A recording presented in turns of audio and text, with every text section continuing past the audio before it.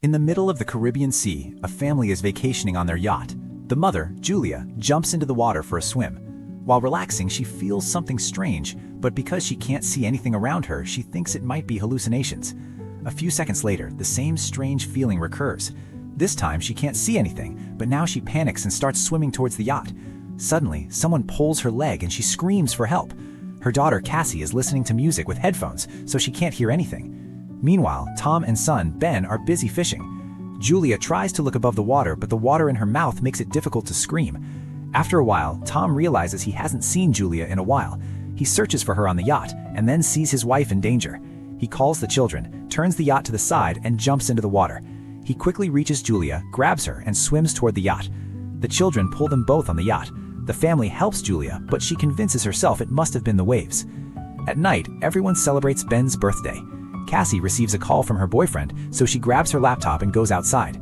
In a video call, her boyfriend shows that huge dark clouds have gathered over the city. The call glitches and freezes. Cassie goes to tell the family, but Tom suggests that the signal is weak because they are far from land. Just then, everyone hears a sound, and they all go outside and see a group of whales passing by. Tom explains that whales always follow the Earth's magnetic field, but when a storm hits, they get confused. Suddenly, the yacht shakes violently, and Ben falls overboard. Tom worries that the yacht might have been damaged, so he dives down to check. After a while, he returns to the yacht, but with a large wound on his shoulder. Julia immediately stitches his wound. Tom explains that underwater, he felt as if a large creature was chasing him, but when he looked back, he saw a cut from the propeller. He says that whatever it was very large. Tom sees significant damage to the yacht, so they have to call for help. Julia repeatedly tries the radio. Cassie searches for a signal on her phone, but nothing works. Then Cassie sees a strange creature and screams, but it's just Ben wearing a mask and playing a prank. After a while, the yacht completely shuts down and becomes stranded in the middle of the ocean. Julia hears a voice on the radio, but the sound is so distorted that she can't understand anything. Tom tells the family that they only have 4 days of food and water left and must wait for a fishing boat. Suddenly, something is detected on the radar and the family hears a strange sound. Everyone rushes outside and watches in amazement as numerous meteorites fall to the ground. Wherever the meteorites land, there are huge explosions. One meteorite lands in the water near them, and Tom immediately tries to start the yacht. The engine barely runs, but then another meteorite hits the area. The family clings tightly to each other in fear. Then Tom realizes that the fireballs falling aren't meteorites, but satellites. Just then, Ben notices smoke coming from the yacht. Tom checks and confirms that the engine has failed. As the wind picks up, the family hides inside the yacht, not noticing that the compass is spinning very fast. The yacht begins to shake violently, and Ben falls again, this time getting hurt. Waves are crashing against the yacht. Tom struggles out and retrieves life jackets. Just then, the power goes out. Tom immediately presses the power box button, and the lights come back on. Ben notices Julia's nose is bleeding. Julia begins to feel dizzy, while Cassie goes to the sink to vomit. Tom keeps trying the radio, but can't find a signal. Suddenly, a loud, high-pitched noise erupts, and the wind becomes even stronger. Julia tries to close the doors, but a hatch opens, shattering the windows. Tom lights a flare, and darkness falls shortly after. The next morning, the family wakes up in shock, having survived the storm, but the yacht is half destroyed. When they came out, they saw that the seawater had disappeared, and the yacht was now stranded on land. Everyone is shocked. Cassie checks the signal, but the network is completely down. Ben starts playing with 2 dead crabs. Tom checks the compass and sees that it's turned upside down. This last happened 700,000 years ago. Cassie thinks her boyfriend might be dead and breaks down. When Julia tries to console her, Cassie pushes her away and goes into hiding. Julia and Tom look at the remaining supplies. Ben ties his birthday plumes to a rock in case any remaining survivors might spot them. Tom tries the radio again, this time connecting with a man. His name is Now, and he's the captain of a submarine. His submarine is also stuck on land. He confirms that the magnetic poles have reversed, so the ocean has retreated and the land has sunk. He says he hasn't seen any more survivors yet and confirms that the ocean is completely down. He further says that the poles will reverse again and the ocean will probably return in a week. He warns the family to get as high as possible because when the water returns, it will be very dangerous. He says that his partner died in the crash and the submarine only has room for 3 people. Julia and Tom ask him, "Please save our children." He gives them his coordinates. Tom calculates that it will take 2 or 3 days to reach the submarine. He tells the family, "Rest well tonight. We'll leave in the morning." The next morning, as the family is packing, Tom sees something moving nearby. He's a lame man with a harpoon in his hand and a dog barking incessantly. Tom approaches him and offers him a bottle of water. However, the stranger speaks in a language Tom can't understand. After drinking the water, the stranger suddenly smashes the bottle over Tom's head and kicks him hard in the face. Julia runs in fear, but it's too late. The man has already thrust the harpoon into Tom's stomach. Tom struggles for a few moments before he slashes his neck. Then the man runs after Julia and throws the harpoon at her, injuring her shoulder. Julia, enduring the pain, runs into the yacht and tells the children to hide. She locks the door. Cassie and Ben hide under the sofa. Julia hands them the flare gun and takes a knife and hides in the bathroom. The man pounds on the door and finally manages to get inside. First, he picks up some food and then begins searching around the yacht. He then heads for the bathroom, but Julia discreetly slips out through a small hole. The man thinks Julia has escaped, but as she slowly leaves, his dog spots her and starts barking. The dog lunges at her and Julia kills it with a knife. Hearing the dog's howl, the man comes out and becomes enraged at the sight of his dog's corpse. Meanwhile, Julia tries to get in from the other side of the yacht. She climbs up and tries to get in through the broken window, but the man has already reached there. He grabs her and punches her hard, causing her to fall. Julia tries to escape by grabbing onto furniture, but the man kicks her away. Then he steps on her wrist, forcing her to drop the knife. Then he grabs her hair, slams her face into the floor, throws her onto the sofa, and begins to choke her. The children are watching. Cassie rushes out and fires a flare gun, which hits the man. He catches fire, setting the yacht on fire. The children immediately run away, but Julia returns. She kicks him, takes the map and bag, and runs away. Ben and Cassie go to their father and cry. Julia sits with him, and together the three of them say a tearful goodbye to Tom. Just then, the scary man emerges from the yacht again, and the family begins to flee. The yacht explodes with a loud explosion. After walking a short distance, they stop near a small waterfall to rest. Cassie thinks that perhaps the crazy man came to them because of the balloons. Hearing this, Ben begins to feel guilty. Julia explains that it wasn't his fault and tells everyone to move on as the man is still after them.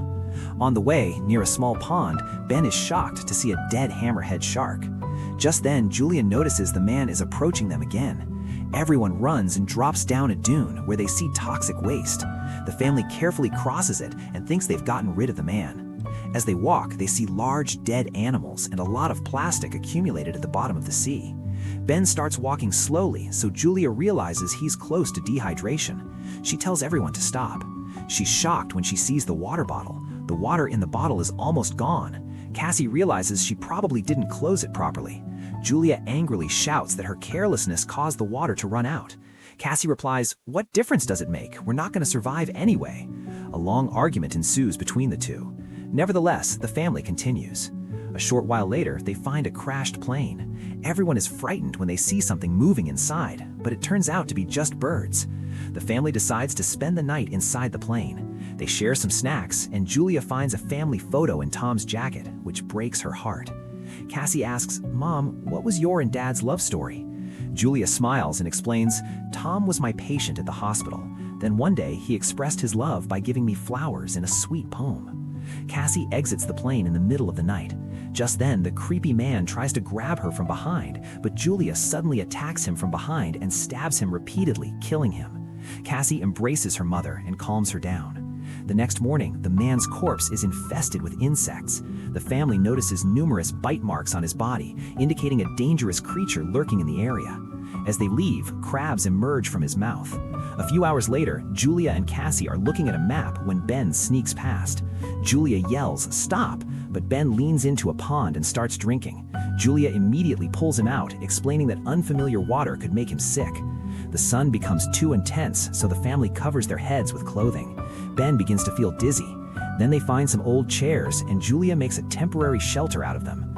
Julia injects Ben and decides they'll spend the night there. In the morning, Julia wakes up to a strange noise. She looks outside and sees a large group of crabs heading towards them. She immediately picks up the children, and the three start running. As they run, they spot a large cargo ship. 3 crew members are still alive. A woman tries to help them, but the other 2 men refuse, leaving the 3 families outside and locking the container. Crabs approach. Julia leads the children to the top of the container. When she tries to climb, the crabs bite her leg hard. The children pull her up, otherwise she would have fallen. Half the crabs enter through a hole in the container. The crew members open fire, but the crabs overpower them and kill both of them. Finally, the man reaches the hole in the roof, but the crabs pull him down, killing him too. Julia bandages her wound and falls unconscious. A short time later, when she wakes up, she finds herself alone in a sandstorm. She panics and searches for her children. She picks up a dead woman's weapon and screams loudly. Cassie returns after hearing her voice and explains that she and Ben went looking for help but found no one. The two then meet Ben, who finds an open container where they can stay until the storm passes. Julia takes Tom's lighter and cauterizes her wound, which is extremely painful. After the storm subsides, they find another container containing several water bottles. While checking the bodies, they also find a radio and a gun. Julia contacts Nassau and informs him that the map is lost. Nassau explains that they were attacked by arthropods who have gone completely insane due to oxygen starvation. Now Nassau tells the family to hurry, as his instruments have calculated that the sea will recede sooner than expected and they only have a few hours left. He shoots a flare and the family begins walking in that direction. After a long walk, the family finds a broken toilet in which Ben is urinating. They finally spot the submarine nearby, but to get there, they must cross a steep rocky path. As they cross the path, the walls begin to shake and stones begin to fall, causing a terrifying rock slide. Julia immediately pushes her children aside and steps back to avoid being crushed. Now, a rock wall stands between them. Julia tells the children to go ahead without her, but Cassie refuses, insisting that her mother should try to climb.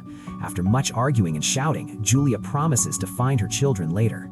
Forced to do so, Cassie drags her brother along. The children climb the rocky path and run towards the submarine, but upon reaching there, they find that Nassau is lying outside, covered in blood. He explains that everything is over for him and the children can now take the submarine.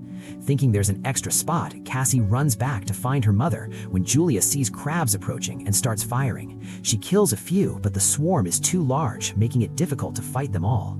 Just then, Cassie appears on top of the wall and offers a hand, so Julia, despite her injured leg, begins climbing quickly. With Cassie's help, she reaches the other side, and together they run towards the submarine. Ben is already standing above and opens fire to distract the crabs while the family climbs up. As soon as the crabs reach Nassau's body, they immediately start eating it. Julia picks up her gun and continues firing until the children go inside. Once they're safe, Julia realizes she's out of bullets, so she throws the gun at the crabs and gets inside with her children. The family locks the hatch securely and watches the crabs surrounding the submarine through the window. Just then, the sea returns, so the three quickly buckle up and hold on to their seats. The strong waves begin to violently toss the submarine around, causing Julia to have visions of the entire journey and Cassie to vomit. Soon, the high-pitched sound returns and the family falls unconscious. After a while, Julia and the children regain consciousness and are delighted to find themselves alive. They unlock the hatch and climb out to find the waves have crashed the submarine into a devastated city. This means there's hope for survival and a new life. And this is where the film ends.